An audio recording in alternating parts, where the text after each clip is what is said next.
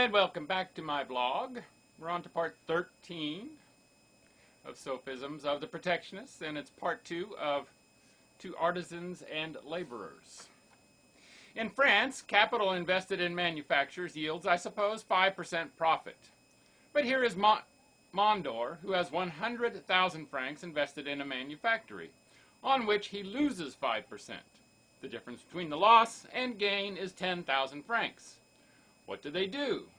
They assess upon you a little tax of 10,000 francs, which is given to Mondor, and you do not notice it, for it is very skillfully disguised. It is not the tax gatherer who comes to ask you your part of the tax, but you pay it to Mondor, the manufacturer, every time you buy your hatchets, your trowels, and your planes. Then they say to you, if you do not pay this tax, Mondor can work no longer, and his employees, John and James, will be without labor. If this tax was remitted, would you not get work yourselves and on your own account too? And then be easy. When Mondor has no longer this soft method of obtaining his profit by a tax, he will use his wits to turn his loss into a gain, and John and James will not be dismissed. Then all will be profit for all. You will persist, perhaps, saying, we understand that after the reform there will be in general more work than before, but in the meanwhile John and James will be on the street. To which I answer, first, when employment changes its place only to increase, the man who has 2 arms and a heart is not long on the street.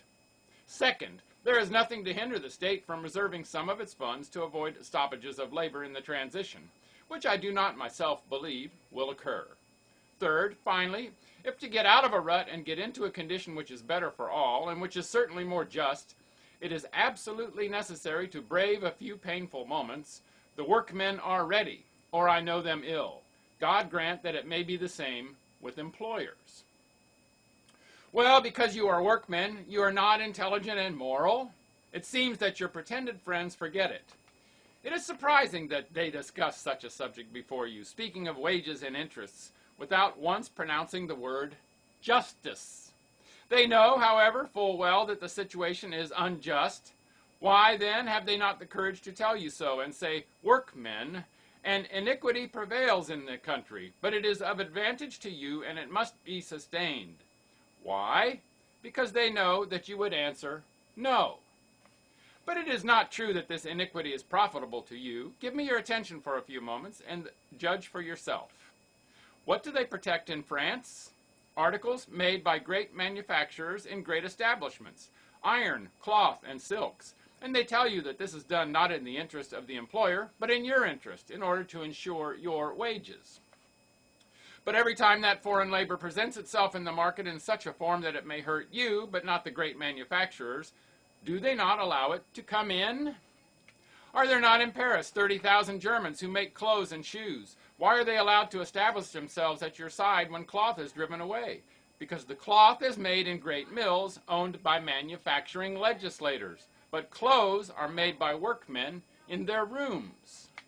These gentlemen want no competition in the turning of wool into cloth, because that is their business. But when it comes to converting cloth into clothes, they admit competition, because that is your trade.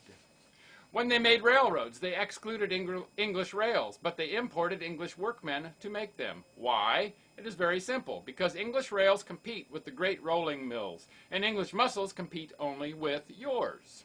We do not ask them to keep out German tailors and English laborers. We ask that cloth and rails may be allowed to come in. We ask justice for all, equality before the law for all. It is a mockery to tell us that these custom house restrictions have your advantage in view. Tailors, shoemakers, carpenters, millers, masons, blacksmiths, merchants, grocers, jewelers, butchers, bakers, and dressmakers. I challenge you to show me a single instance in which restriction profits you. And if you wish, I will point out 4 where it hurts you. And after all, just see how much of the appearance of truth this self-denial, which your journals attribute to the monopolists, has. I believe that we can call that the natural rate of wages, which would establish itself naturally if there were freedom of trade. Then, when they tell you that restriction is for your benefit, it is as if they told you that it added a surplus to your natural wages. Now, an extra natural surplus of wages must be taken from somewhere. It does not fall from the moon. It must be taken from those who pay it. You are then brought to this conclusion that, according to your pretended friends, the protective system has been created and brought into the world in order that capitalists might be sacrificed to laborers. Tell me, is that probable? Where is your place in the Chamber of Peers? When did you sit at the Palais Bourbon? Who has consulted you? Whence came this idea of establishing the protective system? I hear your answer. We did not establish it. We are neither peers, nor deputies, nor counselors of state. The capitalists have done it. By heavens, they were in a delectable mood that day. What? The capitalists made this law. They established the prohibitive system so that you, laborers, should make profits at their expense. But here is something stranger still. How is it that your pretended friends who speak to you now of the goodness, generosity, and self-denial of capitalists constantly express regret that you do not enjoy your political rights? From their point of view, what could you do with them? The capitalists have the monopoly of legislation, it is true. Thanks to this monopoly, they have granted themselves the monopoly of iron, cloth, coal, wood, and meat, which is also true. But now your pretended friends say that the capitalists, in acting thus, have stripped themselves, without being obliged to do it, to enrich you without your being entitled to it. Surely, if you were electors and deputies, you could not manage your affairs better. You would not even manage them as well. If the industrial organization which rules us is made in your interest, it is a perfidy to demand political rights for you. For these Democrats of a new species can never get out of this dilemma.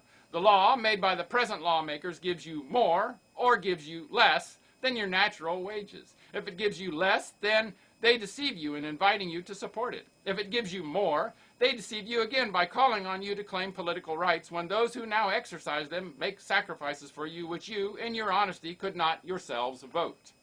Working men, God forbid that the effect of this article should be to cast in your hearts the germs of irritation against the rich.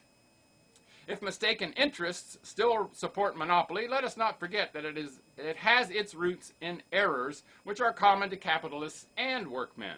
Then, far from laboring to excite them against one another, let us strive to bring them together. What must be done to accomplish this? If it is true that the natural social tendencies aid in effacing inequality among men, all we have to do to let those tendencies act is to remove the artificial obstructions which interfere with their operation and allow the relations of different classes to establish themselves on the principle of justice, which, to my mind, is the principle of freedom. Boy, did he know what he was saying, I think. So, that's all for today. Make it a great day. And bye for now.